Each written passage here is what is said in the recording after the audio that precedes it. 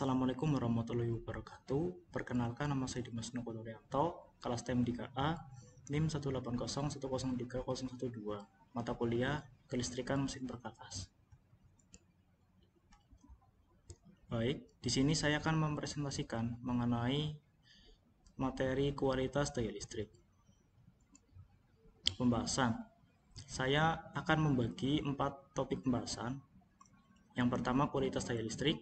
Yang kedua, permasalahan kualitas daya listrik. Yang ketiga, penyebab kualitas daya listrik. Dan yang keempat, upaya mitigasi kualitas daya listrik.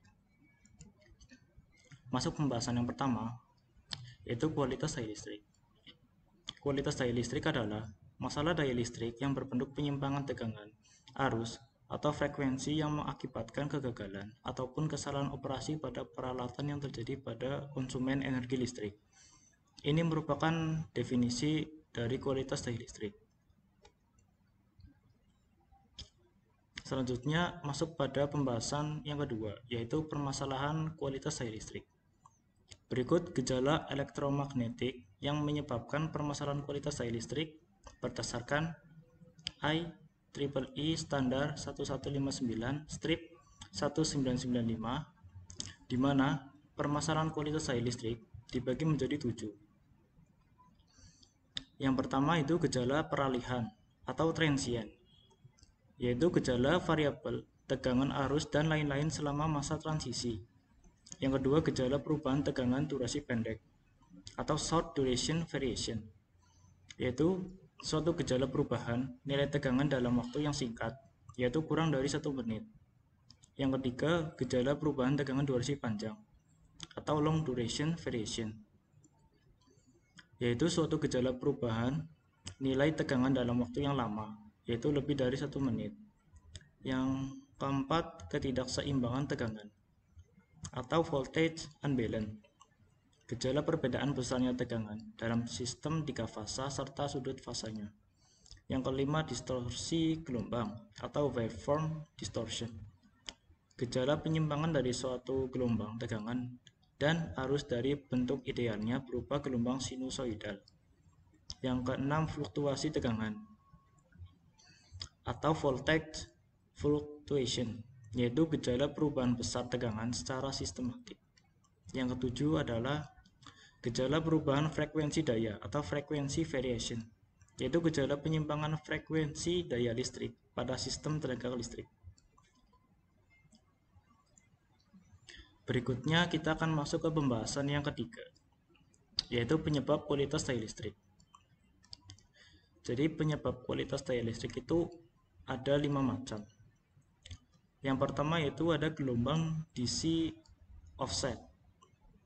DC offset disebabkan adanya kegagalan penyearahan atau gangguan geomagnetik atau asimetris dalam teknologi konversi AC ke DC yang telah dialokasikan pada peralatan modern. Selanjutnya, gelombang harmonik. Gelombang harmonik disebabkan oleh karakteristik nonlinear perangkat dan beban pada sistem daya. Contohnya, pada penggunaan VSP dan sistem UPS yang besar.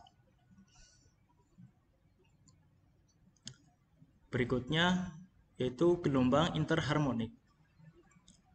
Interharmonik ini disebabkan oleh 2 fenomena, yaitu yang pertama, perubahan non-periodik secara cepat dalam arus dan tegangan untuk sistem kontrol. Yang kedua, switching converters yang tidak disinkronkan dengan daya frekuensi sistem atau synchronous switching. Kemudian yang berikutnya, gelombang notching. Gelombang notching disebabkan oleh penggunaan perangkat elektronik seperti penggerak, kecepatan variabel, dimmer cahaya, dan las busur dalam operasi normal. Dan ini penyebab yang terakhir yaitu ada gelombang noise. Gelombang noise ini disebabkan oleh perangkat elektronik daya, circuit control, las busur, switching power supply, pemancar radio, dan sebagainya. Pemasangan grounding pada suatu sistem yang kurang baik juga dapat membuat sistem lebih rentan terhadap noise. Nah, kita mulai masuk ke pembahasan yang terakhir, yaitu upaya mitigasi kualitas daya listrik. Setelah kita mengetahui permasalahan dan penyebab kualitas daya listrik, kita akan mencoba mencari upayanya. Jadi yang pertama itu gelombang DC offset. Upaya mitigasinya itu dengan mengganti peralatan yang menjadi sumber masalah. Menggunakan peralatan berbentuk modular dapat diganti pengguna apabila jika peralatan yang jadi sumber masalah tidak bisa diganti secara langsung. Kemudian gelombang harmonik.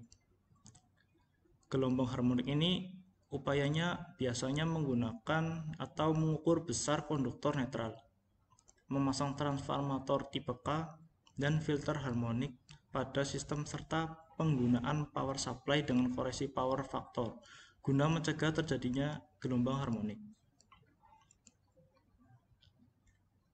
Berikutnya itu gelombang interharmonik. Pemasangannya atau pemasangan filter, penggunaan sistem UPS yang efektif, dan pengkondisi saluran fasa. Selanjutnya itu gelombang notching. Upaya mitigasinya itu dengan memindahkan beban dari peralatan yang menyebabkan masalah atau jika memungkinkan.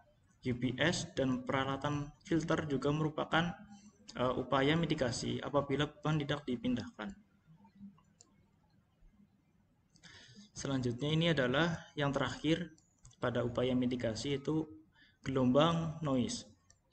Gelombang noise ini upayanya biasa menggunakan filter, transformator isolasi, pengkondisian saluran, pemisahan muatan dengan UPS, dan penggunaan pelindung kabel. Baik, sekian presentasi dari saya mengenai kualitas daya listrik. Terima kasih atas perhatiannya. Wassalamualaikum warahmatullahi wabarakatuh.